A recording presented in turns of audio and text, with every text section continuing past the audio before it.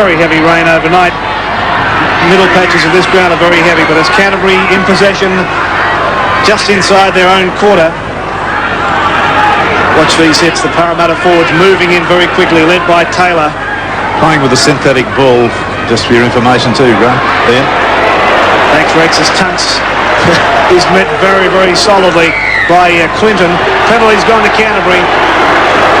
Defence has been strong from Parramatta so far. Alshin dummying one way. Change of play by Langmack. Up the middle comes Curry.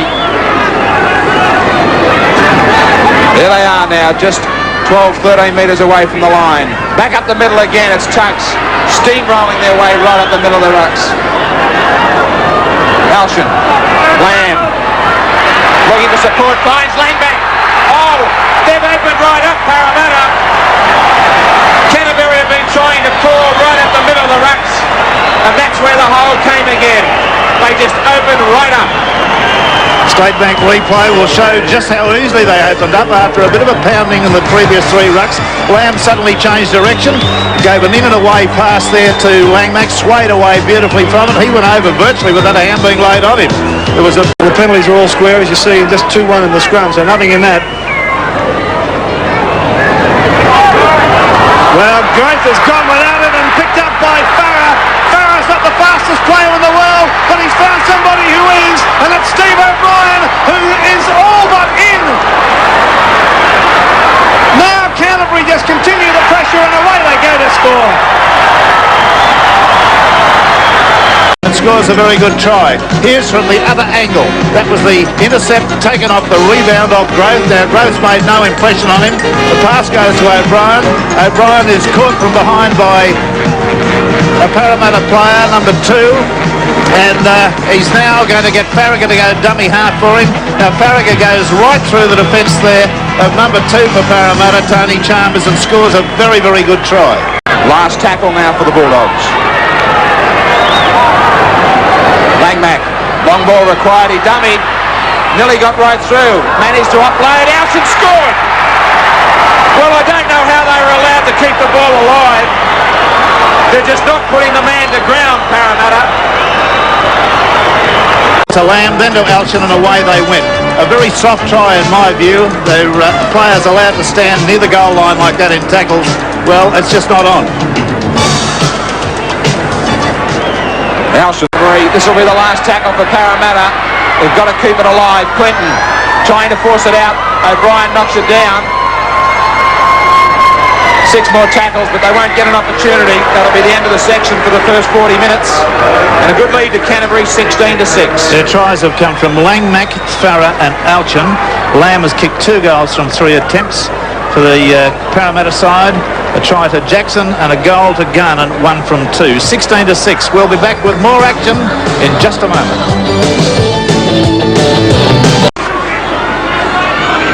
The tackling count on both sides. Parramatta have made 94 with Mosley and Clinton the best of them. Canterbury 116. Dunn and Lamb showing the way. I noticed that Parramatta held the ball for 81 tackles compared to only 57 from Canterbury, which illustrates the point that we were making before. They just haven't been able to do anything with the football. Pushed into touch on the halfway mark. 3 metres out. This is the area that Langmack is very dangerous. We'll watch him. The Tunks from dummy half creeps even closer. Alshin is dummy half. Here's Langmack. Here's Langmack. The overhead pass on to Stephen Folkes. And Stephen Folkes is in to score. Very classy football there by Langmack. He's a thinker, this bloke, there's no question about it. He does do a fair bit of talking on the football field, which doesn't impress everybody. But you watch him here as he goes through the ruck here, lifts the ball high and drops the ball into a teammate's hands who's absolutely unencumbered. There was nobody within a bull's roar, and Stephen Folkes is able to go around and improve the position and score a very soft try. Here it comes again. Watch him lift the arms, just drop it nicely into Folkes' hands, and really that is, I think, the death knell of the Parramatta side for 1988. I don't think they're going to... Now he's coming on a short ball. He missed him and found Clinton. Good overlap for Parramatta. Knocked down end backwards by O'Brien's. Play on. Alshin's away. That pass from Clinton was never on there. That was just rank, not enough football. Terrible bit of stuff there. Canterbury with a chance on the overlap now. Quick hands from Farrar. Out to Thorne. Tries to step guard and he can't. Farrar. Straight at the defence. Langmack switches, goes the blind. Then passes up the middle for Gillespie. Into the quarter line. Away goes Thorne. Great pass.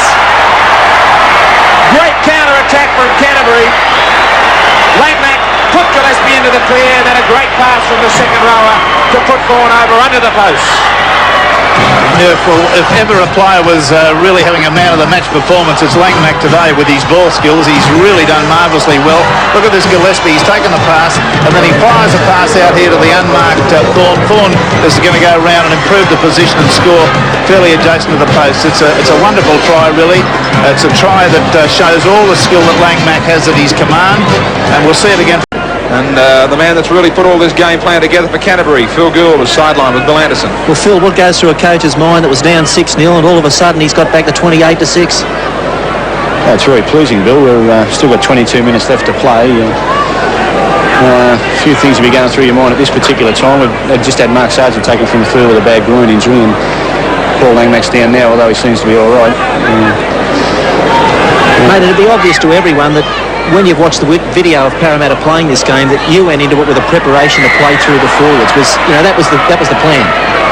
Yeah, well, obviously, and the conditions sort of suited a little bit today. We thought in the forwards we could power in the middle of the field and give fellas like Langmack and Terry Lamb chances on the edges of the ruck. The biggest part of our game was to dominate them territorially and to control Sterling's control of the game and limit his opportunities by putting fellas like Bugden and that on the ground, so he was playing off bad power. You'd have to be happy with the way that Lamb's accepted a lot of responsibility now with Mortimer out of the side. Terry Lamb's played outstanding today. Even in the first half, there were occasions where Parramatta couldn't go back in the game. But, he wrapped up a few vital situations and his play with the ball's been good. Okay, well, we'll get back and watch the action. Thanks, Bill. The action. Terry Lamb right up the middle. He's got support. Out wide. No, he couldn't. He had players on the inside. He then decided to look for Thorne out wide. Couldn't get it away. Nissan. Farrar. Now for Thorne. Big gains for Canterbury from Langmack and Lamb. Here's Langmack again on the run around with Alshan. Last tackle for the Bulldogs now. Taken play to just outside the Parramatta quarter line. The kick from Terry Lamb. Tunks to me was offside. Been picked up by Folks. Play's going to go on and he'll score. Well, I must admit in the call I thought Peter Tunks was well and truly offside. It may or may not show on the replay, but they've come up with a try. Got a lot to contend with after that one. Here's Lamb again, going around the blind side of the scrum to get an effective bomb up. Eric Gross stood his ground there and didn't take the football very successfully. Picked up by Folks. Eric's still looking for him, but he's gone around the back, throws the dummy. Sterling takes it, and he's in for a very, very soft try.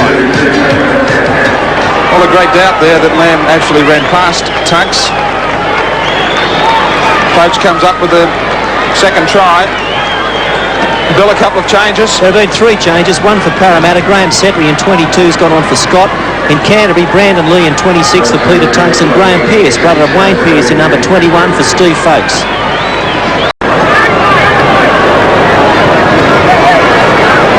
Now here's Farrar. Up over halfway, Farrar still going, caught from behind. The pass is back inside, and there's Brandon Lee. He'll play it just outside the Parramatta quarter. So the Bulldogs not done yet. Langmack, the little kick ahead. Oh, here's a chase too as Elton's got it and it scores. Well, he's got it down according to the referee, so Elton's come up with a try, and a good try. It looks like it was a planned move. Langmack's the man that created it with a little chip kick that was a beautiful kick. There it is. Elton's coming on the fly, actually moving very fast and increasing the distance in front of the defender Charles. Taylor looking for the long pass. Back inside though, he was forced to go for Clinton. Last tackle. Taylor.